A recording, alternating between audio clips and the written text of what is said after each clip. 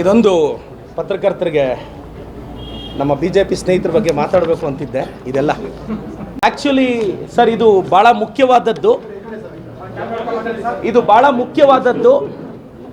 ನಾನು ದತ್ತಾತ್ರೇಯ ಹೊಸಬಾಳೆರವರಿಗೆ ಮತ್ತು BJPಯವ್ರಿಗೆ ಒಂದು ಪ್ರಶ್ನೆ ಕೇಳ್ತೀನಿ ವಿತ್ ಪ್ರೂಫ್ ಸರ್. ಇದು court case.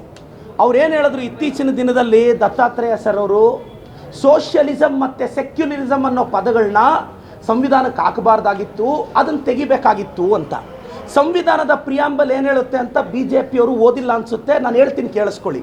V the people of India having solemnly resolved to constitute India into sovereign socialist secular democratic republic. ಇದರಲ್ಲಿ socialism secularism ಅನ್ನೋ ಪದಾನ 1976ರಲ್ಲಿ 42nd ಅಮೆಂಡ್ಮೆಂಟ್ ಆ್ಯಕ್ಟಲ್ಲಿ ಸಂವಿಧಾನಕ್ಕೆ ಆ್ಯಡ್ ಮಾಡ್ತೀವಿ. ಈಗ ಇವ್ರ ವಾದ ಏನು, BJPಯವರು ಆ ಎರಡು ಪದಗಳನ್ನ ತೆಗಿಬೇಕು ಅಂತ. ಆದರೆ BJPಯವ್ರಿಗೆ ಗೊತ್ತಿಲ್ಲದೆ ಇರೋದೇನು ಗೊತ್ತಾ? ಲಾಸ್ಟ್ ಇಯರ್ ಅಕ್ಟೋಬರಲ್ಲಿ doctor Balram Singh versus union of India ಅಂತ ಒಂದು ಸುಪ್ರೀಂ ಕೋರ್ಟಲ್ಲಿ ಒಂದು ಕೇಸ್ ಬೀಳುತ್ತೆ. ಡಾಕ್ಟರ್ ಬಲರಾಮ್ ಸಿಂಗ್ ಅನ್ನೋರು ಸುಪ್ರೀಂ ಕೋರ್ಟ್ಗೆ ಅರ್ಜಿ ಸಲ್ಲಿಸ್ತಾರೆ, ಸೋಷಿಯಲಿಸಮ್ ಮತ್ತು ಸೆಕ್ಯುಲರಿಸಮ್ ಅನ್ನೋ ಪದಾನ ನೀವು ತೆಗಿಬೇಕು ಅಂತ. ಆಗ ಸುಪ್ರೀಂ ಕೋರ್ಟ್ ಜಡ್ಜ್ಮೆಂಟ್, ದಯವಿಟ್ಟು BJPಯವರು doctor Balram Singh versus union of India case ಓದಿದ್ರೆ ಸುಪ್ರೀಂ ಕೋರ್ಟ್ ಕ್ಲಿಯರ್ ಆಗಿ ಹೇಳಿದೆ, ಸೋಷಿಯಲಿಸಮ್ ಮತ್ತು ಸೆಕ್ಯುಲರಿಸಮ್ ಅದು ಇಂಡಿಯನ್ ಕಾನ್ಸ್ಟಿಟ್ಯೂಷನ್ನ ಪಾರ್ಟು, ಅದನ್ನು ನಾವು ತೆಗಿಯೋಕ್ಕಾಗಲ್ಲ ಅಂತ ಮುಖದ ಮೇಲೆ ಹೊಡೆದಂಗೆ ಜಡ್ಜ್ಮೆಂಟ್ ಕೊಡ್ತು. ಆದರೆ ಆ ಜಡ್ಜ್ಮೆಂಟ್ನ ಓದ್ಕೊಳ್ಳದೆ ದತ್ತಾತ್ರೇಯ ಹೊಂಬಾಳೆ ಅವರು ಏನೋ ಸೀನಿಯರ್ ಅಂದ್ಕೊಂಡಿದ್ದೆ. 6 ತಿಂಗಳಾದಮೇಲೆ ಆ ಪದಾನ ಸುಪ್ರೀಂ ಕೋರ್ಟ್ಗೆ ಅವಮಾನಿಸ್ತಾರೆ. ನಾನು ಖಂಡಿತವಾಗೂ ಸರ್, ಸುಪ್ರೀಂ ಕೋರ್ಟ್ ಜಡ್ಜ್ಮೆಂಟ್ ಏನು ಹೇಳಿದೆ ಗೊತ್ತಾ?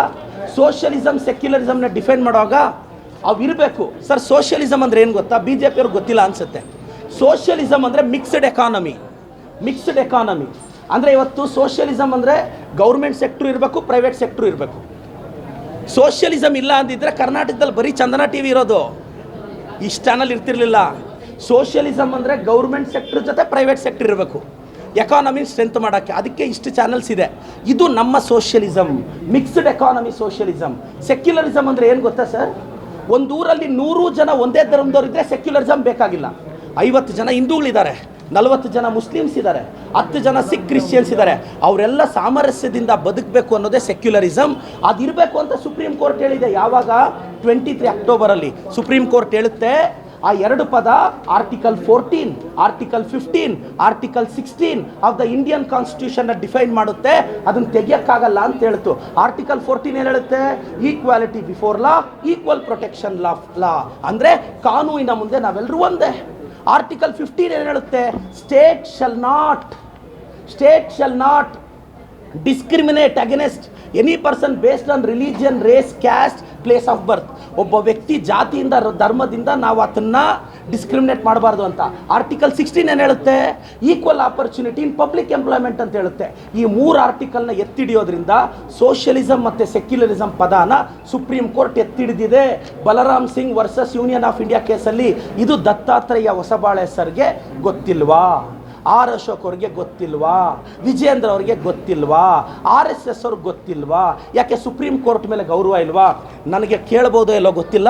ಎಲ್ಲ ಸುಪ್ರೀಂ ಕೋರ್ಟ್ ಮತ್ತು ಹೈಕೋರ್ಟ್ ಎಲ್ಲ ಜಡ್ಜ್ಗಳನ್ನ ವಿನಂತಿಸ್ತೀನಿ ಸರ್. ಸುಪ್ರೀಂ ಕೋರ್ಟ್ ಜಡ್ಜ್ಮೆಂಟ್ನೇ ಇವರು ಪ್ರಶ್ನೆ ಮಾಡಿರೋದು ದತ್ತಾತ್ರೇಯ ಹೊಸಬಾಳೆ ಅವರು. ದಯವಿಟ್ಟು ಜಡ್ಜಸ್ ಯಾರಾದರೂ ವಾಲಂಟ್ರಿ ಆಗಿ ದಯವಿಟ್ಟು ಸುಮೋಟೋ ಕೇಸ್ನ ಕೋರ್ಟಲ್ಲೇ ತಗೋಬೇಕು ಅಂತ ಒಂದು ಕಾಮನ್ ಸಿಟಿಸನ್ ಆಗಿ ಎಲ್ಲ ಜಡ್ಜಸ್ಗೆ ಪ್ರೇಯರ್ ಮಾಡ್ತಿದ್ದೀನಿ sir. Thank you so much sir.